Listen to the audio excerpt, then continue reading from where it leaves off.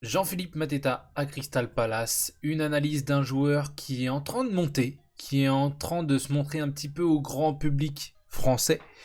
On va analyser ce joueur, on va analyser pourquoi est-ce qu'il est en train de devenir un petit peu connu et pourquoi est-ce qu'il est en train de sortir un petit peu du lot.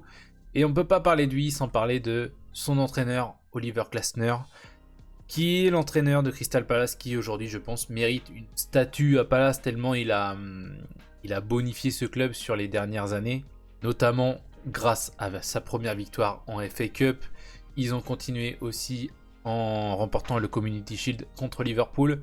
Ils mettent à leur palmarès en plus des bonnes prestations, notamment avec une victoire contre Liverpool, encore une fois en Cup dans la saison. C'est une équipe qui embête les gros, qui embête les petits. Et Jean-Philippe Mateta est clairement un artificier de cette réussite. Et on va voir comment Oliver Glasner a réussi à bonifier le jeu pour que Mateta soit le porte-drapeau de cette équipe de Crystal Palace. Bon, en résumé, Jean-Philippe Mateta, c'est un homme grand.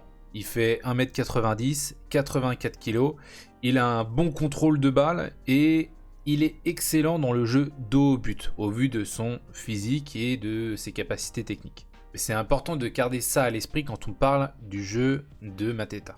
Il faut dire que l'entraîneur autrichien Glasner a su profiter des atouts de Mateta pour construire autour de lui une attaque solide, avec pour preuve par exemple l'XG cette année de Crystal Palace qui est le 3e plus haut, au-dessus de Arsenal, au-dessus de Manchester United, au-dessus de Liverpool, et cela est dû notamment à Glasner qui se sert de Mateta mieux que Roy Hodgson ou Patrick Vieira avant lui. Pour aller un peu plus en profondeur dans les statistiques, on va s'intéresser notamment aux stats de Mateta en particulier.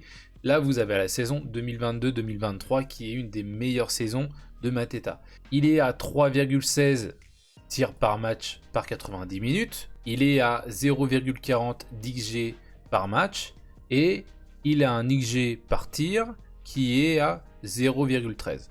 Donc ça, c'est la saison 2022-2023.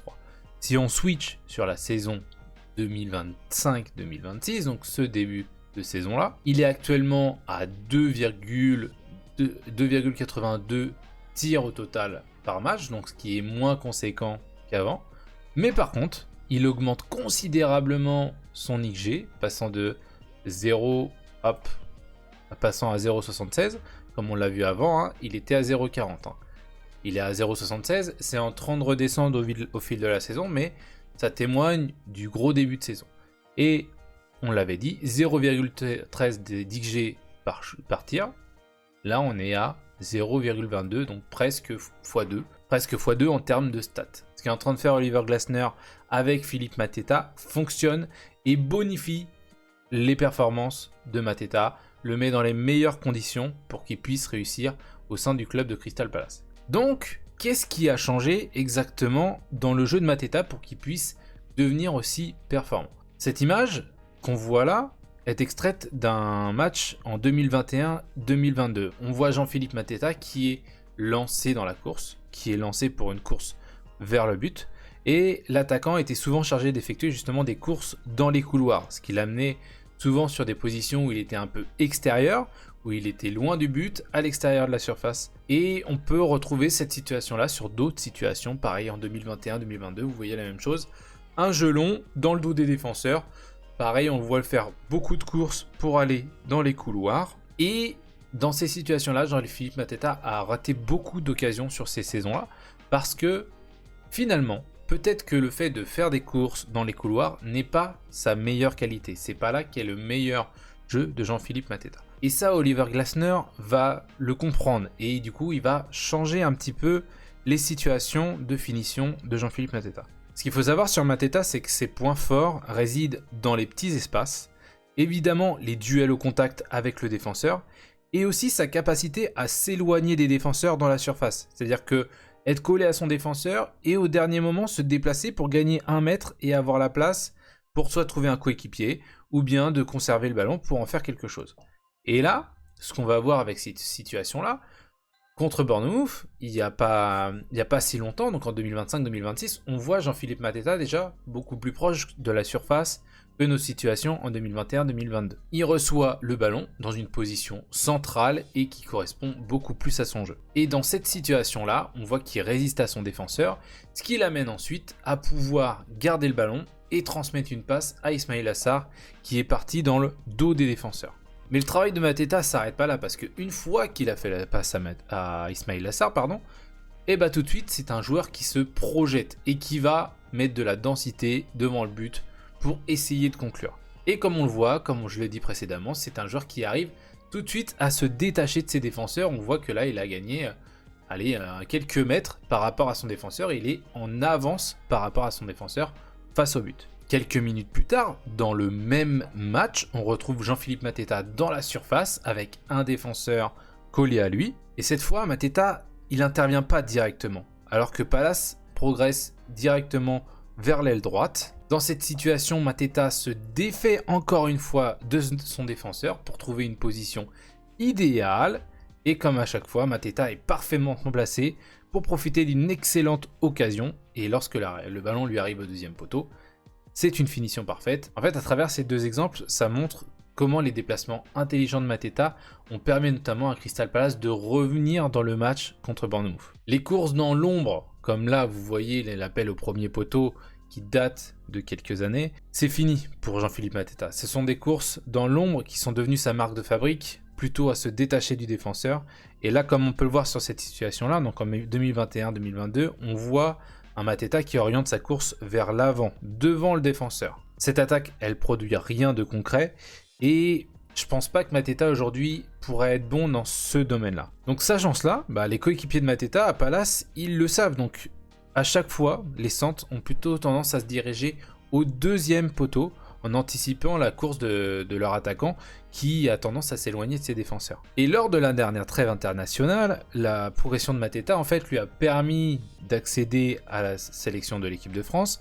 À 28 ans, l'attaquant a pu faire sa première sélection et pour le coup marque son premier but contre l'Islande et c'est exactement le type d'occasion que Jean-Philippe Mateta adore. On voit Akliouche avec le ballon qui le met au deuxième poteau pour Mateta qui encore une fois se détache de son défenseur au deuxième poteau, se fait oublier. Et cet instinct vers l'avant, cet instinct d'aller demander au deuxième poteau lui permet de marquer son premier but en sélection contre l'Islande.